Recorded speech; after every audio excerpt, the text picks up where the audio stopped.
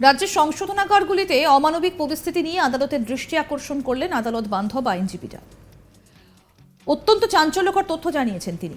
রাজ্যের বিভিন্ন মহিলা যে জেলগুলো রয়েছে সেখানে 196টি সন্তানের জন্ম হয়েছে, অর্থাৎ 196টা শিশুর জন্ম হয়েছে।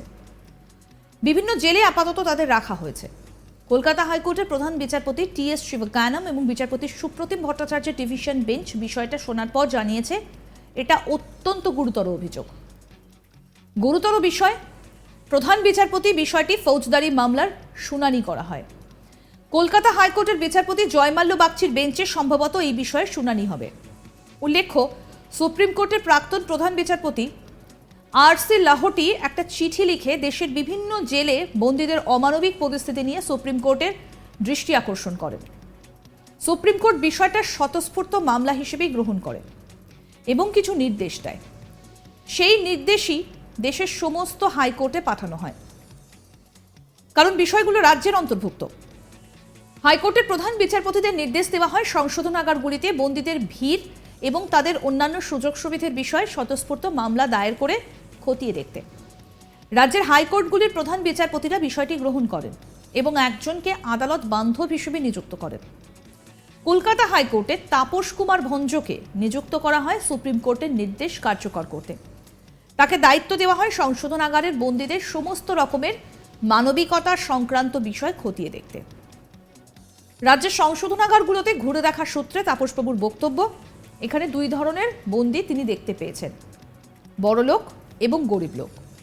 বড়লোক বন্দীরা নিজেদের ইচ্ছে মতো সুযোগ সুবিধে ভোগ করেন, আইনি সহযোগিতা নিতে পারেন, কিন্তু গরিবরা সমস্ত দিক থেকে বঞ্চিত। রাজ্যের কারা বিভাগের আইজি অজয় কুমার ঠাকুরের সঙ্গে তাপসবাবু রাজ্যের বিভিন্ন জেলে ঘুরেছেন। পরে তাপসবাবু কলকাতা হাইকোর্টকে রিপোর্টটা দিয়ে জানান 196 জন মহিলা অন্তঃসত্ত্বা হয়ে পড়েন। তাদের বেশিরভাগ অভিযোগ জানিয়েছেন তারা বাড়িতে ফিরতে চান। বহু ক্ষেত্রেই এই মহিলারা শারীরিক নির্যাতনের শিকার হন। তাপসবাবু আরও জানিয়েছেন, সম্প্রতি বাবলু পোলে নামে এক বন্দী, যিনি হাওড়া সংশোধনাগারে ছিলেন, তাকে অত্যাচার করার ফলে তার মৃত্যু হয়েছে, কিন্তু তার দেহের ময়নাতদন্তের ভিডিওগ্রাফি করা হয়নি। আপাতত আগামী সোমবার মামলাটা কলকাতা হাইকোর্টে শুনানি হবে।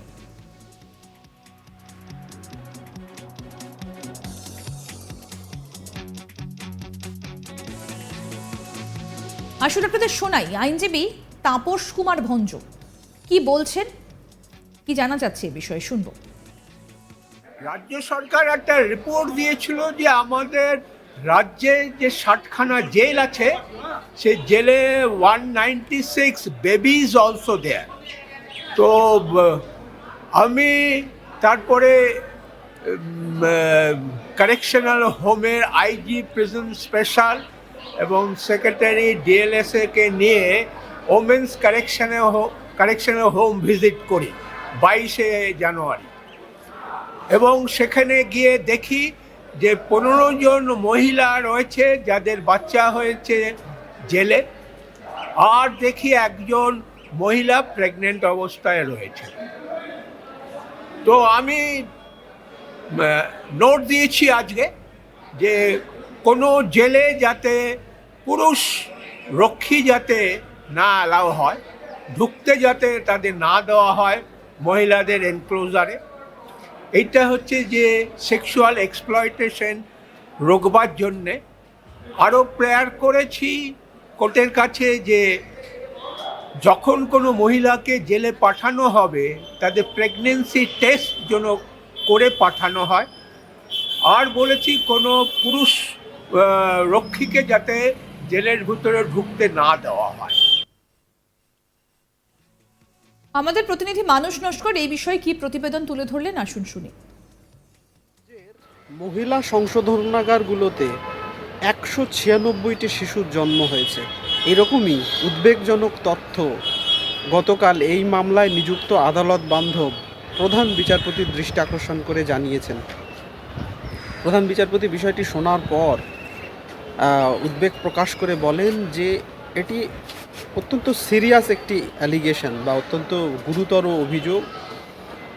বিষয়টি তিনি ফৌজদারি মামলা শুনানি হয় এরকম কোনো বেঞ্চে পাঠিয়ে দিচ্ছেন বলে তিনি মামলাটি স্থানান্তর করেছেন নিজের বেঞ্চ থেকে ফৌজদারি বেঞ্চে শুনানির জন্য। আগামী সোমবার বিষয়টি শুনানি হতে পারে।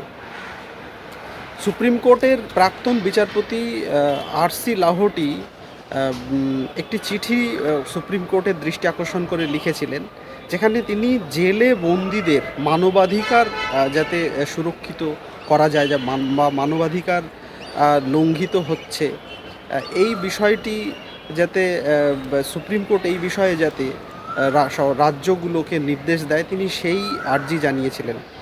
সুপ্রিম কোর্ট বিষয়টিকে সুওমোটো একটি মামলা হিসেবে গ্রহণ করে এবং প্রত্যেক হাইকোর্টের প্রধান বিচারপতিকে নির্দেশ দেওয়া হয় যে তারা সংশ্লিষ্ট রাজ্যের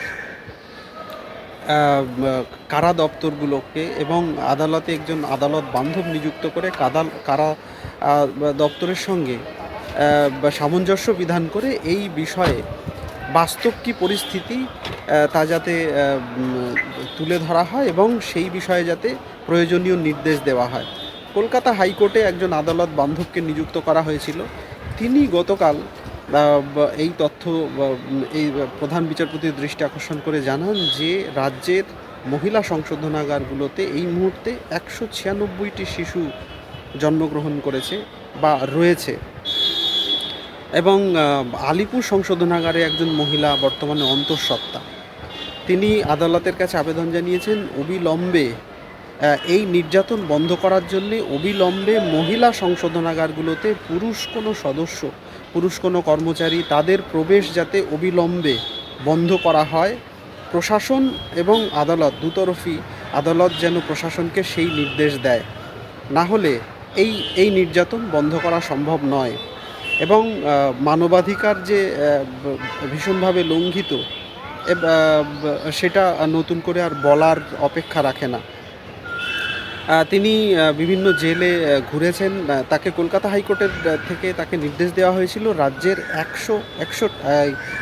61টি জেলে ঘুরে দেখার জন্যে। তিনি এখনও সব সংশোধনাগার ঘুরতে পারেননি।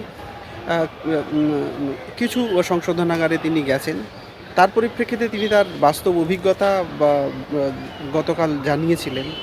সেখানে তিনি জানান যে সেখানে একটা শ্রেণীর বন্দীরা রয়েছেন যারা খাওয়া দাওয়া থেকে শুরু করে চিকিৎসা, আইনি সুযোগ সুবিধা নিতে পারেন, সেই সামর্থ্য তাদের আছে।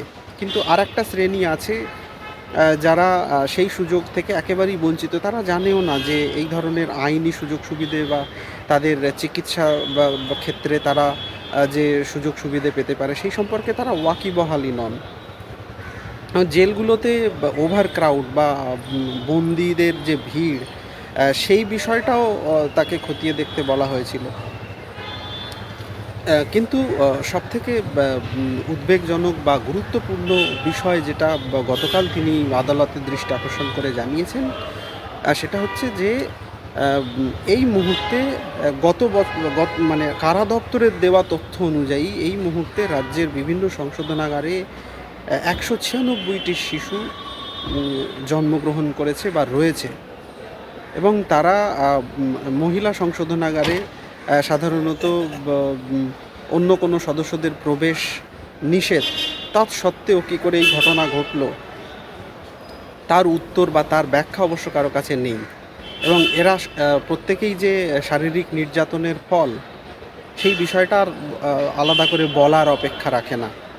সেই জন্য তিনি বিশেষ করে আদালতের কাছে আবেদন জানিয়েছেন যাতে মহিলা সংশোধনাগারগুলোতে যে কোনো ধরনের পুরুষ কর্মী বা পুরুষ সদস্যদের প্রবেশ অবিলম্বে বন্ধ করা হোক, অবিলম্বে তারা যেন মহিলা সংশোধনাগারগুলোতে প্রবেশ করতে না পারে।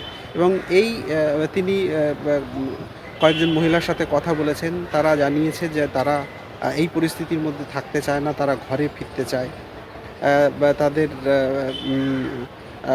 মানবাধিকার, তাদের তারা কোনো রকম সুযোগ সুবিধেই এই সংশোধনাগারে পায় না এবং উল্টে তাদের ওপর তাদেরকে বিভিন্ন রকমভাবে নির্যাতন বা নিষ্পেষণের শিকার হতে হচ্ছে। এই বিষয়ে আরও আপডেট পেতে আজ তাক বাংলার ইউটিউব চ্যানেল সাবস্ক্রাইব করুন, ভিডিওটা লাইক করুন, শেয়ার করুন, হোয়াটসঅ্যাপে ফলো করুন আজ তাক বাংলা।